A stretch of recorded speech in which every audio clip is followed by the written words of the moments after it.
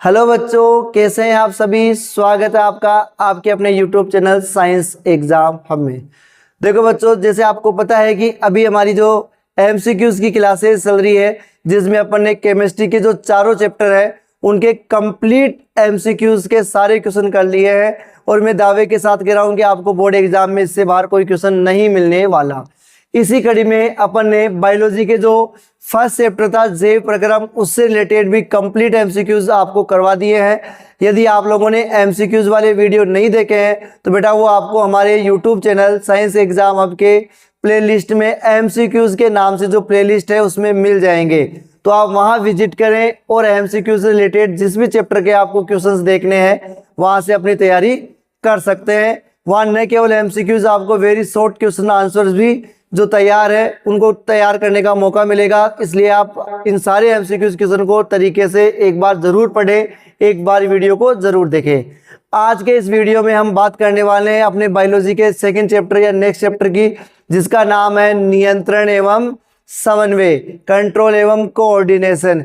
इस चैप्टर से रिलेटेड जितने भी एमसीक्यूज के क्वेश्चन बोर्ड में पूछे जा सकते हैं उन सारे क्वेश्चनों को आज मैं आपके सामने इस वीडियो में लेके आए हैं, जिनका अपन इसमें आज अध्ययन करने वाले हैं। अगर आपको इन क्वेश्चनों के आंसर आते हैं तो कमेंट बॉक्स में अपने आंसर जरूर दीजिएगा। तो सबसे पहले आप वीडियो को लाइक करें और अपने फ्रेंड्स के पास शेयर कर दें ताकि वो भी हमसे आकर जुड़ सके। तो शुरू करते हैं हम आज के सेशन में कंट्रोल और कोऑर्डिनेशन के एमसीक्यूज के सेशन में, और इस सेशन को धमाकेदार बनाते हुए इस क्वेश्चनों को सॉल्व करते हैं। देखो, आज के इस वीडियो में हमारे चैप्टर नंबर जो 6 है उससे रिलेटेड पहला क्वेश्चन आपके सामने है। निम्न में से कौन सा पादप हार्मोन है। ये जितने भी हार्मोन्स के नाम लिखे गए हैं इन हार्मोन्स में पादप हार्मोन्स कौन सा है। ऑप्शन है इंसुलिन, ऑप्शन बी है थायरोक्सिन, ऑप्शन सी है एस्ट्रोजन और ऑप्शन डी है आपके साइटोकाइनिन। तो निम्न में से पादप हार्मोन कौन सा है। Option A, option B, option C या फिर ऑप्शन डी। जो भी राइट आंसर हो आप अपना आंसर कमेंट में दे सकते हैं। क्या इंसुलिन होगा, थायरोक्सिन होगा, एस्ट्रोजन होगा या फिर साइटोकाइनिन। कौन सा इन चारों में से पादप हार्मोन का उदाहरण है या पादप हार्मोन है। तो आपका राइट आंसर क्या होगा। तो बेटा जी देखिए, यहाँ आपका जो राइट आंसर होगा वो है साइटोकाइनिन। जो साइटोकाइनिन है वो पादप हार्मोन है, बाकी ये जो तीनों हार्मोन है वो जंतु हार्मोन है। इंसुलिन, थायरोक्सिन और एस्ट्रोजन तीनों ही जंतु हार्मोन या मानव में पाए जाने वाले हार्मोन है, लेकिन साइटोकाइनिन पादपों में पाया जाता है। तो आपका राइट आंसर क्या हो जाएगा यहाँ पर, साइटोकाइनिन। नेक्स्ट क्वेश्चन देखिए, दो तंत्रिका कोशिकाओं के मध्य के खाली स्थान को क्या कहते हैं। अच्छा, ये वेरी मोस्ट इंपॉर्टेंट क्वेश्चन है बेटा। दो तंत्रिका कोशिकाओं के मध्य का खाली स्थान क्या कहलाता है या खाली स्थान को कहते हैं, क्या कहते हैं। ये खाली स्थान या जो फिल इन द ब्लैंक्स है उसके रूप में भी आ सकता है या फिर आपके ऑप्शन वाले क्वेश्चन में भी आ सकता है। तो ऑप्शन ए है द्रुमिका, ऑप्शन बी है सिनेप्स, ऑप्शन सी है एक्सॉन और ऑप्शन डी है आवेग। दो तंत्रिका कोशिकाओं के मध्य का खाली स्थान क्या कहलाता है। Option A, option B, option C या फिर ऑप्शन डी। जो भी राइट आंसर हो, आपको जो भी बताओ वो कमेंट में अपना आंसर दीजिए। राइट आंसर क्या होगा, यहाँ ऑप्शन ए होगा, बी होगा, सी होगा या फिर ऑप्शन डी होगा। तो क्या आएगा, देखो बेटा ध्यान रखना, ये क्वेश्चन वेरी शॉर्ट आंसर में 1 नंबर का क्वेश्चन भी आ सकता है। ठीक है, नाम से परिभाषा पूछी जा सकती है या उसका कार्य भी पूछा जा सकता है। ठीक है, तो बुझाइए राइट आंसर क्या आएगा। तो इसका सही आंसर क्या है, सिनेप्स। दो तंत्रिका कोशिकाओं के मध्य का रिक्त स्थान सिनेप्स या अंतर्ग्रंथन कहलाता है।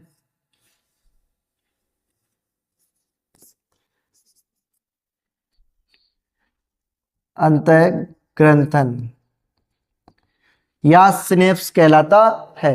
क्या होता है सिनेप्स में, कुछ रसायनों का विमोचन होता है या कुछ रसायन छोड़े जाते हैं जो रासायनिक संकेतों को विद्युत आवेगों में स्थान परिवर्तित करते हैं, या जो रासायनिक संकेत है उसे एक तंत्रिका कोशिका से अगली तंत्रिका कोशिका में स्थानांतरित करने का कार्य करता है।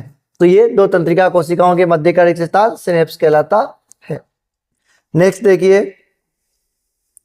मस्तिष्क उत्तरदायी है? मानव मस्तिष्क का क्या कार्य है या किन चीजों के लिए मानव मस्तिष्क उत्तरदायी है? ऑप्शन ए है क्या सोचने के लिए है, ऑप्शन बी है हृदय स्पंदन के लिए, ऑप्शन सी है शरीर का संतुलन बनाने के लिए, या ऑप्शन डी सभी के लिए। जो भी राइट आंसर है फटाफट से अपना आंसर दीजिए, ऑप्शन ए, बी, सी या फिर डी। इन सभी में से मस्तिष्क किस कार्य के लिए उत्तरदायी होता है या मस्तिष्क कौन सा कार्य करता है? तो राइट आंसर क्या होगा इसका?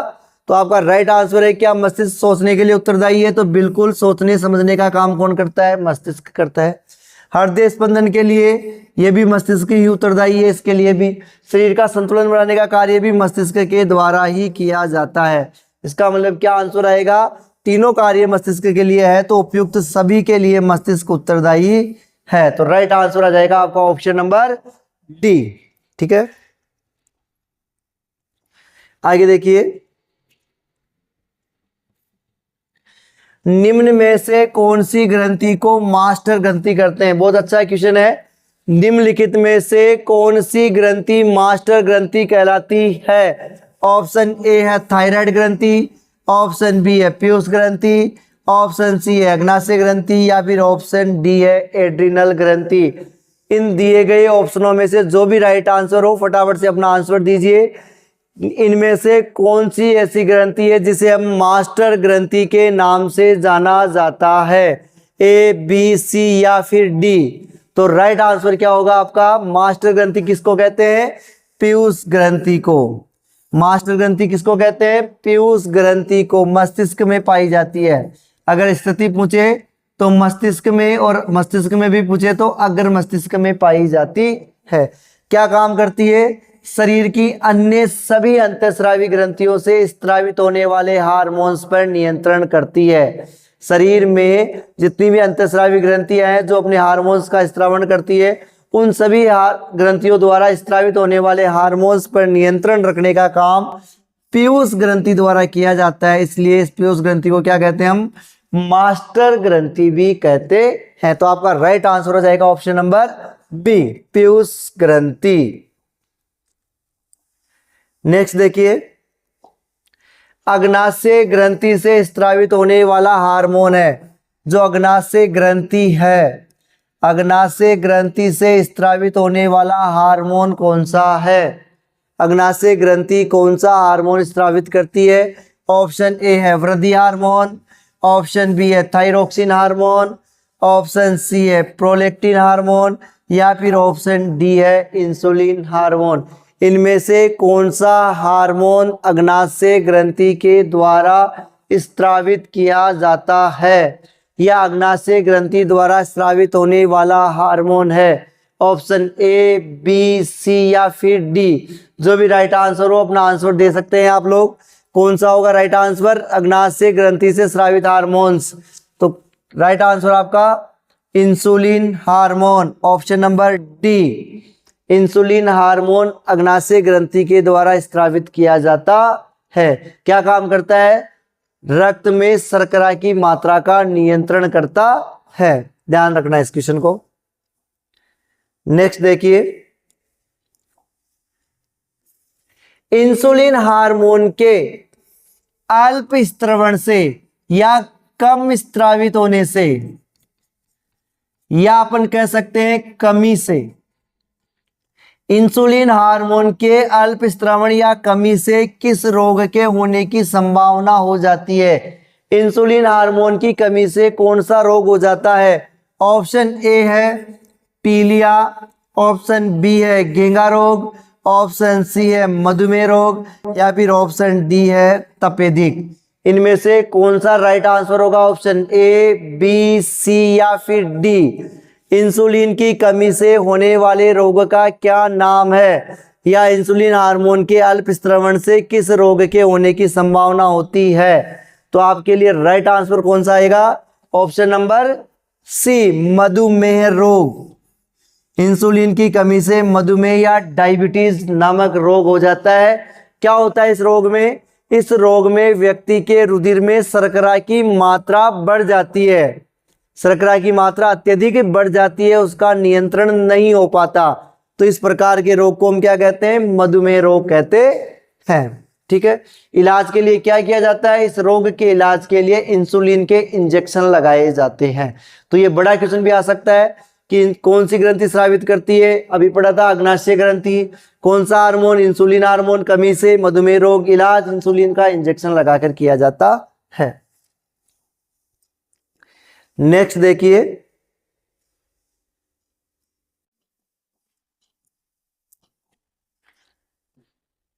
किस हार्मोन की कमी से घेंगा, आप घेंगा कह सकते हो या गाइटर,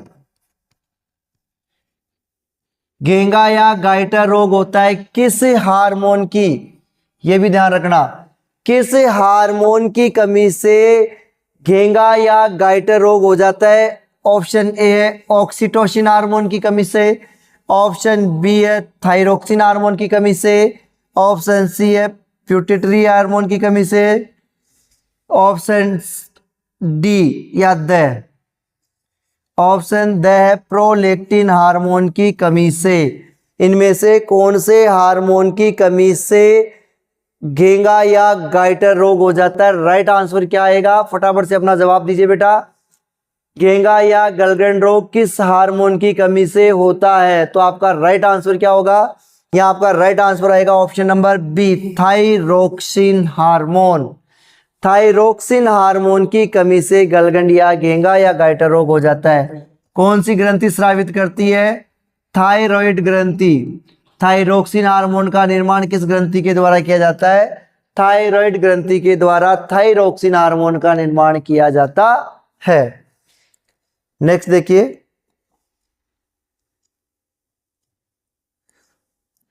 थायरोक्सिन हार्मोन के निर्माण के लिए, थायरोक्सिन के निर्माण के लिए किस तत्व की आवश्यकता होती है? अभी अपने पढ़ाया था थायरोक्सिन हार्मोन थायराइड ग्रंथि के द्वारा। कौन सी ग्रंथि? थायराइड, जिसकी कमी से कौन सा रोग हो रहा था? गलगंड या घेंगा रोग। तो इस थायराइड ग्रंथि द्वारा थायरोक्सिन हार्मोन के निर्माण में कौन सा तत्व आवश्यक है? ऑप्शन ए है आयोडीन, ऑप्शन बी है आयरन, ऑप्शन सी है कैल्शियम या ऑप्शन डी है सल्फर। इनमें से जो भी राइट आंसर हो अपना आंसर कमेंट में दीजिए। थायरोक्सिन के निर्माण के लिए किस तत्व की आवश्यकता होती है? Option A iodine, option B iron, option C calcium और ऑप्शन डी है सल्फर। फटाफट से अपना आंसर दीजिए, राइट आंसर क्या होगा? तो देखिए यहां पर राइट आंसर कौन सा होगा? थायरोक्सिन के निर्माण के लिए किस तत्व की आवश्यकता होती है? तो option number B, option number A, option number A iodine.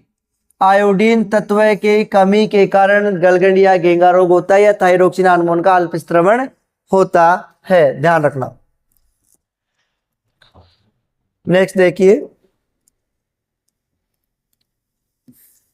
तंत्रिका तंत्र की क्रियात्मक और संरचनात्मक इकाई क्या है?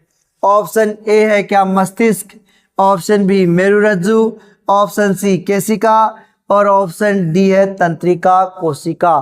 तंत्रिका तंत्र की संरचनात्मक एवं क्रियात्मक इकाई क्या कहलाती है?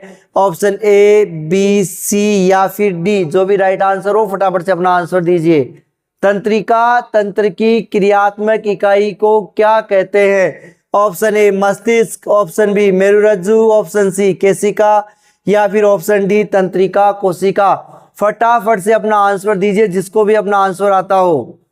तो देखिए इस क्वेश्चन का राइट आंसर क्या आएगा आपके लिए? ऑप्शन नंबर डी तंत्रिका कोशिका। तंत्रिका तंत्र की क्रियात्मक इकाई या संरचनात्मक इकाई तंत्रिका कोशिका कहलाती है। एक नंबर के क्वेश्चन में वेरी शॉर्ट टाइप के क्वेश्चन में भी ये पूछा जा सकता है। अगर यहाँ तंत्रिका तंत्र नहीं होकर शरीर की होती तो क्या आ जाता? केवल कोशिका। ठीक है, ध्यान रखना।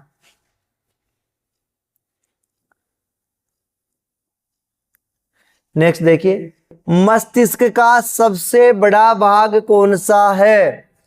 मानव मस्तिष्क का सबसे बड़ा भाग कौन सा है? ऑप्शन ए है प्रमस्तिष्क, ऑप्शन बी है अनुमस्तिष्क, ऑप्शन सी है मेरुरज्जु और ऑप्शन डी है पोन्स। दिए गए ऑप्शनों में से ऐसा कौन सा ऑप्शन है जो मस्तिष्क के सबसे बड़े भाग से संबंधित है?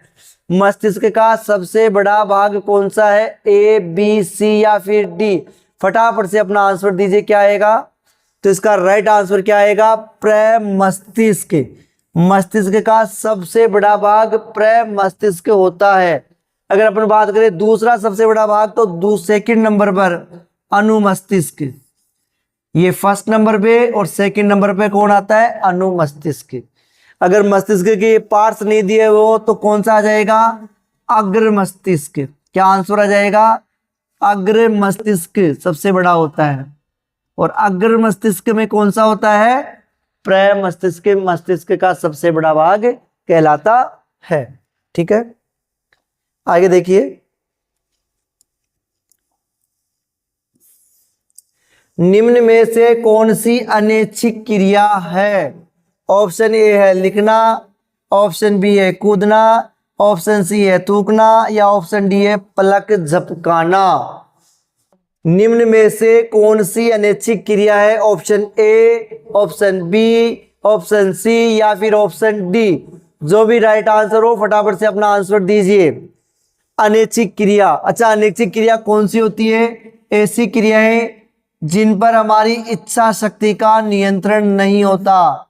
हमारी इच्छा शक्ति का नियंत्रण, इच्छा शक्ति का नियंत्रण नहीं होता है, अनैच्छिक क्रियाएं कहलाती है। जिसका, तो इनमें से अनैच्छिक क्रिया कौन सी है? क्या आपके लिखने का आपकी इच्छा शक्ति पे कंट्रोल है? अभी बैठे बैठे चाहे तो लिख सकते हैं आप, चाहे तो नहीं भी लिख सकते, आपकी इच्छा पे निर्भर करता है। कूदना आपकी इच्छा पे निर्भर करता है, आप चल के जाओगे, कूद के जाओगे, कैसे काम करोगे। या फिर थूकना है, नहीं थूकना है, ये क्रिया भी कैसी आती है? ऐच्छिक क्रिया के अंतर्गत आती है, इच्छा पे निर्भर होती है। एक है पलक झपकाना, तो ये कौन सी क्रिया है? अनैच्छिक क्रिया। अगर अभी आपके सामने अचानक से कोई साउंड हो या ताली बजाई जाए तो आपकी जो पलकें हैं वो अचानक से बंद हो जाएगी। इस पर आपके इच्छा शक्ति का कोई नियंत्रण नहीं होगा, आपके सोचने का कोई नियंत्रण नहीं होगा। तो पलक झपकाना किस प्रकार की क्रिया है? अनैच्छिक क्रिया का उदाहरण है। देखिए आगे। निम्न में से नर हार्मोन कौन सा है? नर हार्मोन कौन सा है दिए गए हार्मोनों में से? Option A adrenaline, option B oestrogen, option C है प्रोजेस्टेरोन या ऑप्शन डी है टेस्टोस्टेरोन। इनमें से नर लैंगिक हार्मोन भी कह सकते हैं। नर लैंगिक हार्मोन, इनमें से नर लैंगिक हार्मोन कौन सा है? ऑप्शन ए या फिर ऑप्शन बी या फिर ऑप्शन सी या फिर ऑप्शन डी? जो भी राइट आंसर हो अपना आंसर दे सकते हैं आप। तो यहाँ राइट आंसर क्या आएगा? ऑप्शन नंबर डी, टेस्टोस्टेरोन नर लैंगिक हार्मोन होता है। इसका निर्माण कौन करता है? वृषण ग्रंथि। वृषण ग्रंथि के द्वारा इनका निर्माण किया जाता है। आगे देखिए। निम्न में से आपातकालीन हार्मोन, निम्न में से आपातकालीन हार्मोन कौन सा है? ऑप्शन ए है एड्रिनलिन, ऑप्शन बी है एस्ट्रोजन, ऑप्शन सी है प्रोजेस्टेरोन या ऑप्शन डी है टेस्टोस्टेरोन। आपातकालीन हार्मोन इनमें से किस हार्मोन को कहा जाता है? क्या काम करता है? ये शरीर को विपरीत परिस्थितियों से सामान्य स्थिति में लाने का कार्य करता है या संकट की स्थिति से बचाने का काम करता है। इसलिए इसे संकटकालीन या आपातकालीन हार्मोन के नाम से जाना जाता है। तो राइट आंसर क्या आएगा आपके यहाँ? आपके राइट आंसर होगा एड्रीनलिन हार्मोन। एड्रीनलिन हार्मोन को आपातकालीन हार्मोन के नाम से जाना जाता है। नेक्स्ट देखिए। कोशिका विभाजन को प्रेरित करने वाला हार्मोन कौन सा है? पादपों में कोशिका विभाजन को प्रेरित करने वाला हार्मोन कौन सा है?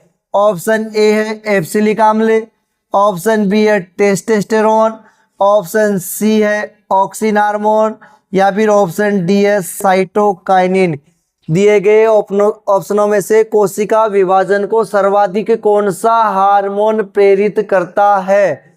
ए, बी, सी या फिर डी। राइट आंसर क्या होगा इस प्रश्न का? फटाफट से अपना आंसर दे सकते हैं आप लोग।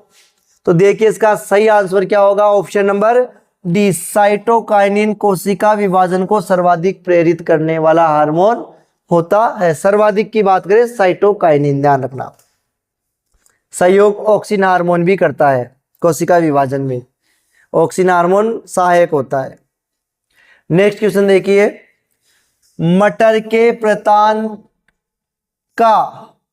के प्रतान आधार पर या सारे से लिपट जाते हैं। जो मटर के प्रतान होते हैं वो किसी आधार से या किसी सारे से लिपट जाते हैं और वृद्धि करते हैं।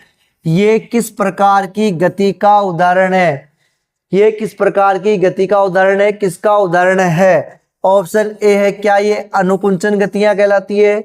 या ऑप्शन बी है, ये रसायनानुवर्तन कहलाता है? ऑप्शन सी है, ये स्पर्शानुवर्तन कहलाता है? या ऑप्शन डी है, प्रकाशानुवर्तन का उदाहरण है? किस प्रकार की गति का उदाहरण है? मटर के प्रतान का किसी आधार या सारे से लिपटकर वृद्धि करना। राइट आंसर क्या आएगा? ऑप्शन ए, बी, सी या फिर डी। जो भी राइट आंसर हो फटाफट से अपना आंसर कमेंट कीजिए। मटर के प्रतान का किसी आधार या सारे से लिपटकर वृद्धि करना। तो राइट आंसर क्या आएगा? स्पर्शानुवर्तन। पादप स्पर्श के प्रति अनुवर्तन दिखाते हैं, यानी जो भाग प्रतान का आधार के संपर्क में आएगा वहां का जो ऑक्सिन हार्मोन है पीछे की कोशिकाओं में विस्तृत हो जाता है, जिससे पीछे के बाकी कोशिकाएं तीव्रता से वृद्धि करती है और किसी आधार या सारे के चारों ओर लिपट जाती है। तो ये बड़े क्वेश्चन के रूप में भी आपको ध्यान रखना है। नेक्स्ट देखिए, प्रवाह की प्रकाश की ओर गति किसके कारण होती है? पादप का जो प्रवाह भाग है, अगर अपन बात करें किसी प्लांट्स की, तो प्लांट में जो प्रवाह वाला भाग है,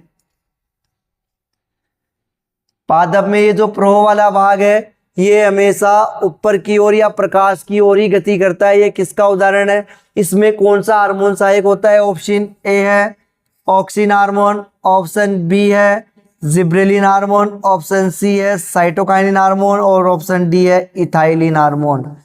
प्रवाह की प्रकाश की ओर गति किसके कारण होती है? तो राइट आंसर क्या आएगा आपका? यहाँ राइट आंसर आएगा ऑप्शन नंबर ए, ऑक्सिन हार्मोन। और इस प्रकार की गति को हम क्या कहते हैं? प्रकाशानुवर्तन। क्या कहते हैं? प्रकाशानुवर्तन। पादप प्रकाश के प्रति अनुक्रिया दर्शाते हैं, प्रकाशानुवर्तन कहलाता है। और इसमें कौन सा हार्मोन सहायक है? वेरी मोस्ट इंपोर्टेंट है बेटा, ऑक्सिन हार्मोन सहायक होता है। तो option A is the right answer. आगे देखिए, फल एवं बीजों में निम्न में से किस हार्मोन की सांद्रता अधिक होती है? फल एवं बीजों में निम्न में से किस हार्मोन की सांद्रता, यानी फलों एवं बीजों में अधिक सांद्रता में पाया जाने वाला हार्मोन कौन सा है? ऑप्शन ए है ऑक्सिन, ऑप्शन बी है जिब्रेलिन, ऑप्शन सी है साइटोकाइनिन या फिर ऑप्शन डी है इथाइलिन। इनमें से कौन सा हार्मोन फलों एवं बीजों में सर्वाधिक मात्रा में पाया जाता है? तो राइट आंसर क्या होगा? फटाफट से अपना आंसर दे सकते हैं आप लोग। तो देखिए इसका राइट आंसर क्या आएगा? साइटोकाइनिन। साइटोकाइनिन कोशिका विभाजन को प्रेरित करता है ताकि पौधे के अंकुरण को बढ़ा सके। तो फलों में और बीजों में अधिक सांद्रता से पाया जाता है साइटोकाइनिन। बड़ा इंपॉर्टेंट क्वेश्चन है, ध्यान रखना ये इस साल के लिए। नेक्स्ट देखें, प्रतिवर्ती क्रिया का नियंत्रण किसके द्वारा किया जाता है? प्रतिवर्ती क्रिया का नियंत्रण किया जाता है। ऑप्शन ए है मस्तिष्क के द्वारा, ऑप्शन बी है मेरुरज्जु के द्वारा, ऑप्शन सी है अंतःस्रावी ग्रंथियों के द्वारा और ऑप्शन डी है उपयुक्त सभी के द्वारा। हमारे शरीर में जो प्रतिवर्ती क्रियाएं होती है उनका नियंत्रण किसके द्वारा किया जाता है? प्रतिवर्ती क्रिया क्या होती है? वे क्रियाएं जो अचानक होती है। प्रतिवर्ती क्रिया कब होती है? अचानक होती है। ठीक है, किसी न किसी उद्दीपन के कारण होती है। ठीक है, और स्पीड क्या होती है? शीघ्र होती है। और इसका नियंत्रण किसके द्वारा किया जाता है? मेरु रज्जु के द्वारा इन क्रियाओं का नियंत्रण किया जाता है। तो राइट आंसर क्या आएगा आपके? ऑप्शन नंबर बी, मेरु रज्जु। प्रतिवर्ती क्रियाओं में मुख्य भूमिका मेरु रज्जु की होती है, मस्तिष्क की बिल्कुल गौण भूमिका होती है। ठीक है, वेरी मोस्ट इंपॉर्टेंट है, ध्यान रखना ये क्वेश्चन, बड़े क्वेश्चन के रूप में भी और छोटे क्वेश्चन के रूप में भी इस क्वेश्चन को ध्यान से देखना है आपको। देखो बेटा, हमारे शरीर में भूख, प्यास, निद्रा, हमारे शरीर में भूख, प्यास, निद्रा, थकान आदि क्रियाओं का नियंत्रण किसके द्वारा किया जाता है? ऑप्शन ए है प्रमस्तिष्क, ऑप्शन बी है अनुमस्तिष्क, ऑप्शन सी है हाइपोथैलेमस और ऑप्शन डी है पोन्स। जो भी राइट आंसर हो फटाफट से अपना आंसर कमेंट कीजिए, ऑप्शन ए, बी, सी या फिर डी। जो भी अगर आंसर हो, आपको जैसा भी आता हो कमेंट में अपना आंसर दे सकते हैं। हमारे शरीर में भूख, प्यास, थकान, निद्रा, भावनाओं की अनुभूति, शरीर के ताप का नियंत्रण आदि समस्त क्रियाओं का नियंत्रण किसके द्वारा किया जाता है? हाइपोथैलेमस के द्वारा। किसके द्वारा? हाइपोथैलेमस के द्वारा इन सभी क्रियाओं का नियंत्रण किया जाता है। तो राइट आंसर होगा अपना ऑप्शन नंबर सी, हाइपोथैलेमस। ध्यान रखना। आगे देखिए,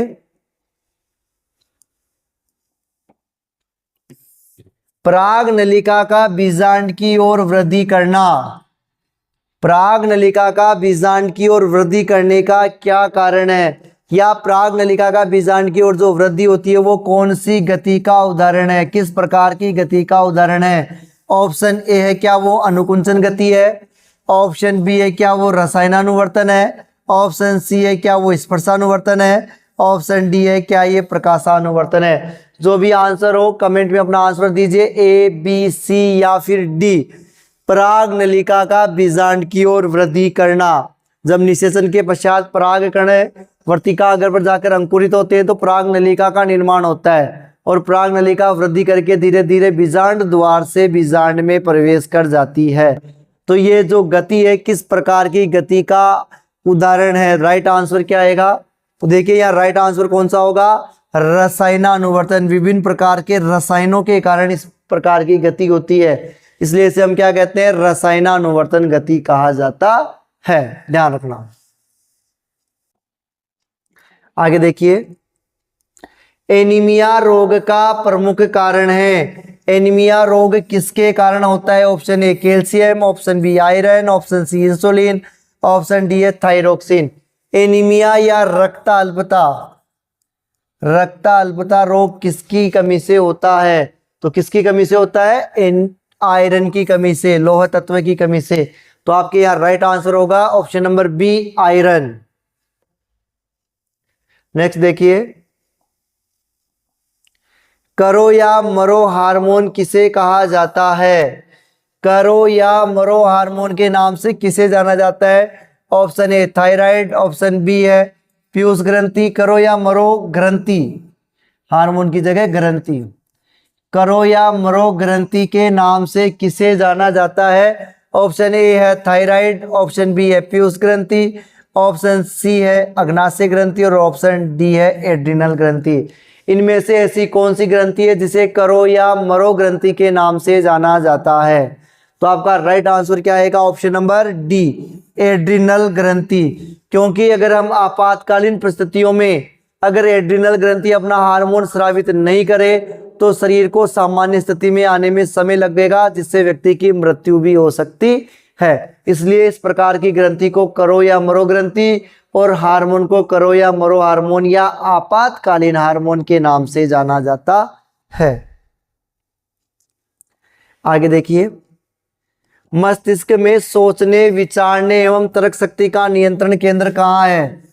सोचने, विचारने का और तर्क शक्ति का नियंत्रण कौन करता है? तर्क शक्ति का केंद्र कौन होता है? ऑप्शन ए है प्रमस्तिष्क, ऑप्शन बी है हाइपोथैलेमस, ऑप्शन सी है मध्य मस्तिष्क या फिर ऑप्शन डी है पोन्स। सोचने विचारने एवं तर्क शक्ति का केंद्र कौन है? Option A, option B, option C या फिर ऑप्शन डी। जो भी राइट आंसर हो फटाफट से अपना आंसर दीजिए।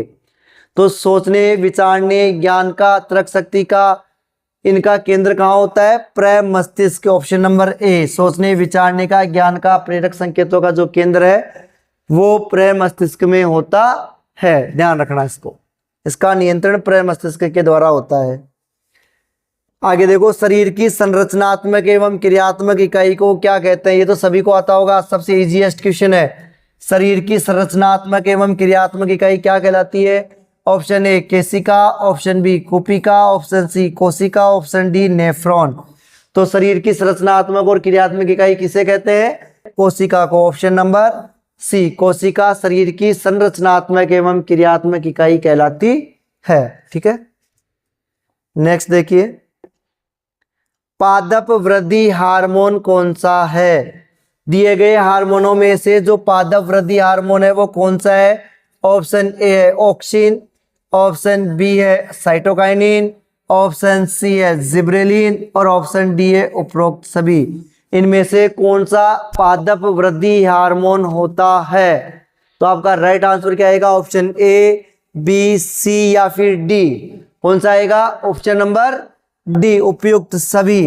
क्योंकि जो ऑक्सिन है वो पादप के प्रोभाग में या परो तने में अधिकता से पाया जाता है, तो प्रो या शीर्ष कलिकाओं की वृद्धि के लिए उत्तरदायी होता है। साइटोकाइनिन कोशिका विभाजन को प्रेरित करता है।